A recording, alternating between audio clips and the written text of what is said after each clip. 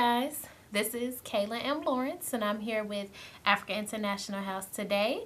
We're going to be doing for the first time actually, a solo show. We're going to go ahead and do a little bit of a review about last year's Gala and African Festival of the Arts, as well as a little bit of a sneak peek into how this year's past gala was. As you know, it just recently passed, and we're going to go ahead and give you guys a little bit of insight into that, as well as giving you guys some really cool information about the upcoming festival and the performers. So I'm going to go ahead and take you guys into the slideshow.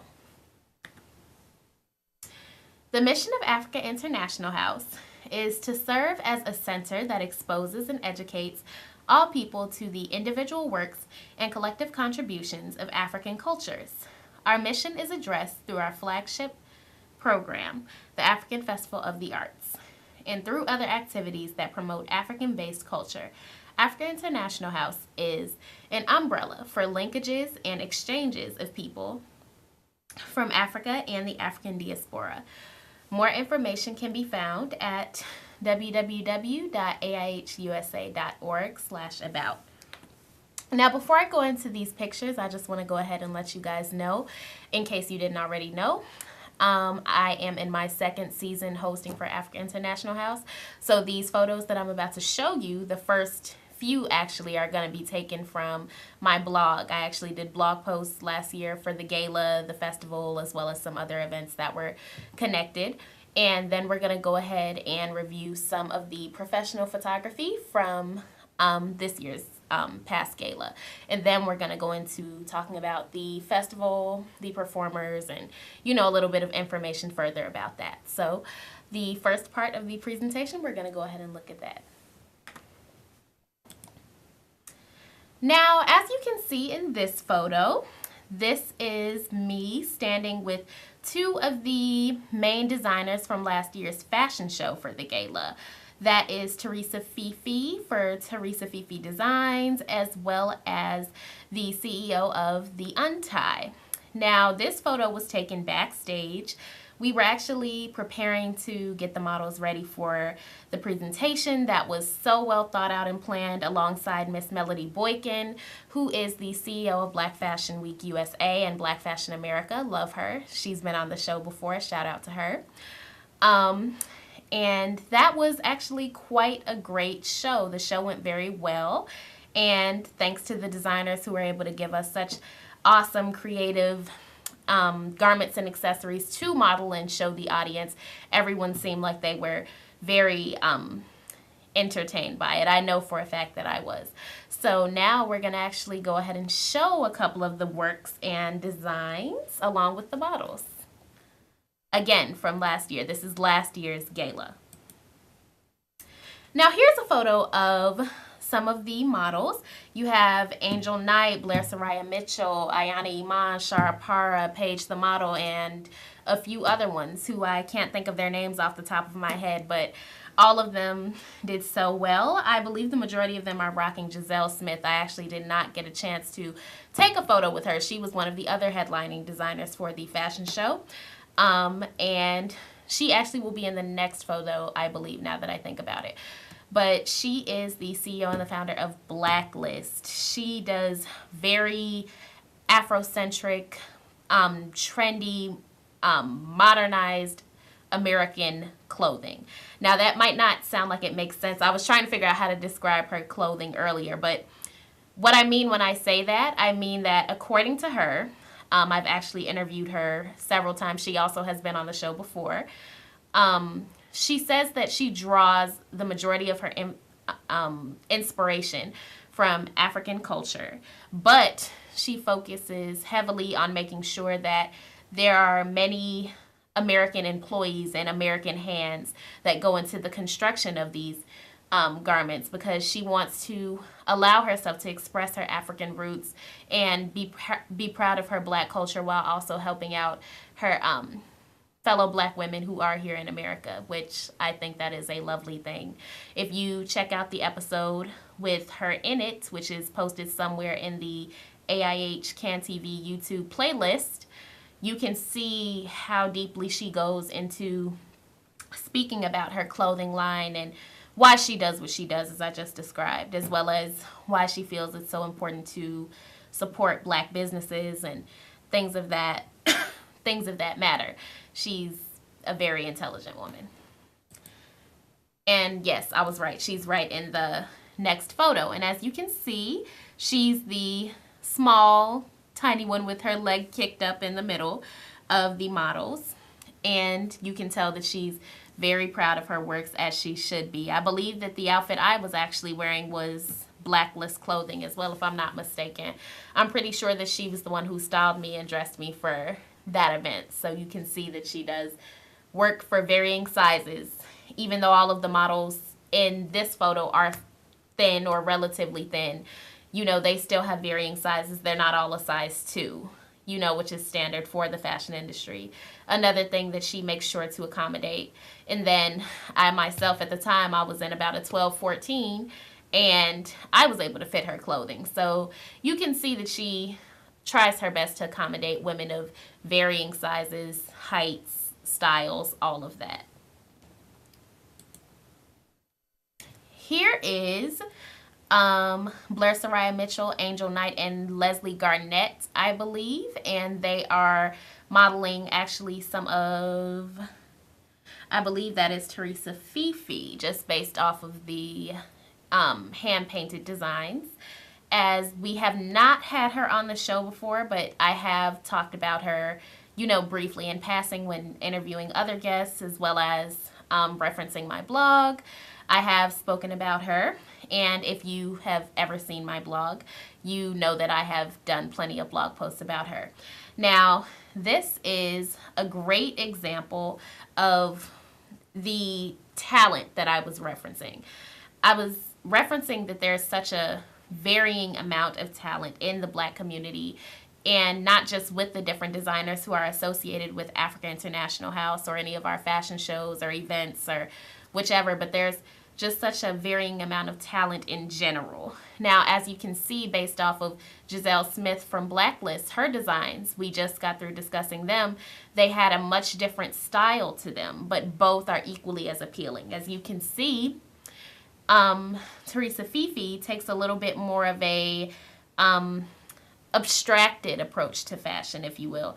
When I've spoken with her in times past, she says that the reason she uses handprints and paints and things that seem so avant-garde and untraditional, unconventional in her fashions is because that was something that she was into as a child. And she just used that as a gateway into her now adulthood fashion designs. You wouldn't think to see a red satin mermaid cut gown with white and gold handprints all over it from some type of, I'm not quite sure what type of paint that is. It's probably acrylic, just going off of my artistic background. I'm judging by the opacity of it that it's probably acrylic paint or something of similar substance.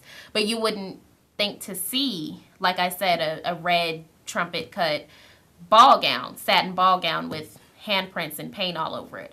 But with her, you know, that's what you get. It's something very unique, but it still comes together very beautifully. Or as you can see with, well, you can't really see Leslie Garnett's outfit. She's the one in the middle. But when it comes to Blair Soraya Mitchell, who is the one in the front, you can see that even though she has a very Oriental-inspired gown, strapless satin, straight-cut gown with the, I'm trying to think of what the word is, with the rectangular pattern. With the rectangular pattern, you wouldn't expect to see these swatches of gold and white and silver paint on that either. You would, you know, figure that it was some type of maybe embroidery in the fabric, just judging off of the picture. But if you were to actually see it in person, you would see that that is actually paint that is on her gown. Now, the point of this slide was not to get too in-depth into the actual craftsmanship of the outfits that the models are wearing, but I just wanted to make sure to comment on that because I thought that the outfits were phenomenal. Now, these are some of the photos from this year's gala. As you can see, everyone looks so happy and so nice. Unfortunately, I myself was not able to make it. However, I am so glad that I was able to look through some of the photos and, read about it online and get to feel like I was there in spirit and feel acquainted with the entire thing. Now, as you can look at this, you see that there was a very nice program. There was a very nice decorated presentation to go along with the speakers, and the audience seems to be very engaged. You see so many people either taking notes or recording on their phones or recording on their cameras. You can tell that the entire program was just very much enjoyed, and that's something that we always aim for with Africa International House. We try to make sure that our programs for our audiences, whether it's on television, in person at an event, one-on-one, in a meeting of some sort, we try and make sure that we always prepare something that's going to be engaging but still get across the point, still accomplish the mission, as I mentioned earlier in the slide, as we mentioned at the beginning of every show this season. And I can tell that that was definitely accomplished, just not even off of a bias by me knowing many of the people who are on the team, but you can clearly look at the audience in this photo and tell that they are very engaged. And also the fact that you can tell that this photo is not staged, it does nothing but prove the point even further. If this photo was staged, you would see that everyone would be sitting so uniformly and, oh so conveniently staring in the same exact direction at the same exact focal point. But just being able to know that this is such an organically constructed photo, that this was caught at a split moment's notice, and everyone seems to be just so engaged. That's very very encouraging to be able to see that. This is just a close-up of one of the speakers. Again, as you can see, her garments are very beautiful. Love that outfit. Someone who, has styled her, has made sure that they had her looking really cute. I'm not quite sure who styled her, but I know they did a very great job, and I would love to have that outfit if they are watching. But no, back to what I was going to say. I was going to say that you can tell that the speaker herself is having a very good time engaging with the audience, laughing with the audience. It's not a dry performance, or not even performance, because it's not even a thing of, again, being staged. It's a very organic presentation. You can tell that she is just really having a great time. Going back to what I said about the audience in the previous slide, again, even though you can only see less of the audience in this one, you can tell that all of them are engaged. You don't see anybody, playing Candy Crush. You don't see anybody, whispering over to the next person about, oh, this is so boring, or whatever. You see people on their phones recording, numerous people recording, so that they can go back and show someone later, perhaps to inspire, educate, or just so that they could reminisce with them. And then you see people looking straight ahead at her, making sure that they are paying attention to not just her, but just the program in general. People leaning in as if they're very intrigued by whatever she happens to be talking about or laughing about in this particular clip. And it's just so nice to see that. I'm so glad that, the gala and its presentation was able to go over so well. I know the venue that it was at, the DuSable Museum, I've been there a few times before. It looks beautiful. I have not seen it decorated like that before, but it looks amazing. I can tell that the team who, put the effort in to organize the event definitely made sure that the audience and the guests and the presenters and the performers and everyone of that nature were able to have something very special. This is another photo just of some guests and some very special AIH personnel, one of which is Uncle Abdul. Shout out to him. Here's a photo just catching people again at a moment's notice, socializing, enjoying their food, paying attention to, I'm not quite sure if that's the speaker actually, but just having a great time. You can tell that everyone is socializing, enjoying themselves, just really making the best of it. Everyone looks so nice and well dressed and entertained, and I'm glad that they were able to have a good time, because assumingly from these photos they did. Here's another photo. This photo actually is, again, from my blog. This is taken from the African Festival of the Arts last year. This was the first day. It's actually a collage, if you can't really tell, depending on like how close you're sitting to your TV screen. It's a collage of multiple vendors' items, and I put together a couple of these. This particular collage is just showcasing the different styles of clothing, jewelry, artwork, memorabilia that these vendors have. And it's like, this is just a small collective snapshot of what you could get at the African Festival of the Arts this year. I know I really enjoyed myself being able to blog. I believe I blogged 1 or 2 of the days last year, and just going around talking to all of the vendors. I can't even name them all off right now, but if you wanted to know who they were, you could probably check on Africa International House's social media, and my blog post will probably be somewhere on their timeline last year about this time. But yes, just being able to talk to so many different vendors with so many different stories and so many different products and talents. Most of this stuff is handmade, you guys. As someone who worked in fashion retail for a while, interning and being in sales, I can tell you that so much stuff is wholesaled from, different countries, whether it be China, India, Korea. Those are like the top 3 for buying wholesale for retailers. So many things are wholesale, which there's nothing wrong with that, but it's not original. It's not original. A vast majority of the stuff that you will find at the African Festival of the Arts from the vendors is handmade, handcrafted, all from them, made by people of African descent, for people of African descent specifically, but of course everyone is welcome. And again, that just goes back to what I was saying about the conversation between me and Giselle Smith. Supporting Black businesses is definitely something you will get to do if you attend the festival. You definitely will get that opportunity. This is just another collage. These were another set of things that I thought were very impressive. That painting in the top left-hand corner of Michael Jackson, there is so much symbolism in that photo. It's not even funny. I don't even have time to go into the depth of it, but I just wanted to speak briefly on it since I was talking about supporting the Black community.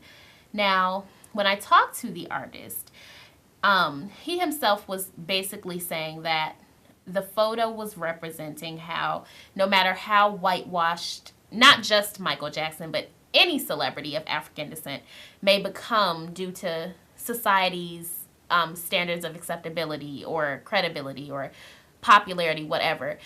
No matter how whitewashed you may become, you will always have those same African roots, those same Black roots, and it's so important not to lose sight of that, because no matter how much of a facade that you try to put up and to try and erase that Black heritage, it will always be prevalent, and it's more than skin deep, which is what he was explaining as well, because as you can see, the skin appears to be peeling off of the Michael Jackson figure, and what he was saying was the Blackness within you is more than skin deep. It's who you are. It's more than your hair texture, your broad facial features. It's more than dark skin. It's more than all of that. It's who you are, and it should be embraced because it's a beautiful thing. The same way they say beauty is skin deep, your Black roots are more than skin deep. So that's definitely something that you want to remember now and in the future. And if you look at the other photos, just again, different apparel and accessories and novelty item. You know, the vendors, again, mostly handmade. And now with this slide, as you guys normally know, the 28th African Festival of the Arts on Labor Day is coming. Woo! Wiz Kid, Taylor Bennett, and Heatwave will join Wyclef Jean for 2017's African Festival of the Arts this Labor Day. This is Wyclef Jean. We're going to quickly read his bio. Or not his bio, but the segment that was offered by African International House. The music that Wyclef Jean has written, performed, and produced, both also as a solo superstar and as founder and guiding member of the Fugees, has been a consistently powerful pop culture force for over 2 decades. In 1996, the Fugees released their monumental album, The Score. The album hit #1 on the Billboard chart, spawned a trio of smash singles, including a remake of Roberta Flack's 1973 ballad, Killing Me Softly. I love that song, by the way, guys. That song is amazing. And is now certified 6 times platinum. But Wyclef Jean launched himself as a producer and solo artist whose work draws from an innovative and eclectic palette that included elements of pop, country, folk, disco, Latin, and electronic music. Here we go, Taylor Bennett and Wiz Kid. On opening night, Friday, September 1st, Taylor Bennett and Wiz Kid take the main stage in what is lining up to be one of the hottest openings in the festival's history. Nigerian singer-songwriter, aka Wiz Kid, began his career in music when he was just 11 years old. Joining him is Taylor, the younger brother of Chance the Rapper. Shout out to Chance, went to school with him, Jones College Prep, woo! Who is changing the game with his lyrical style, flow, and heart-pounding live shows. Here we have Heatwave, and we have Wayne Wonder. We're going to go ahead and end our PowerPoint right there, guys. We are running out of time, but thank you so much for tuning in and watching, and you guys have a great day. Again, my name is Kaylin Lawrence. I'm here with African International House. Go ahead and check us out at www.aihusa.org. Bye.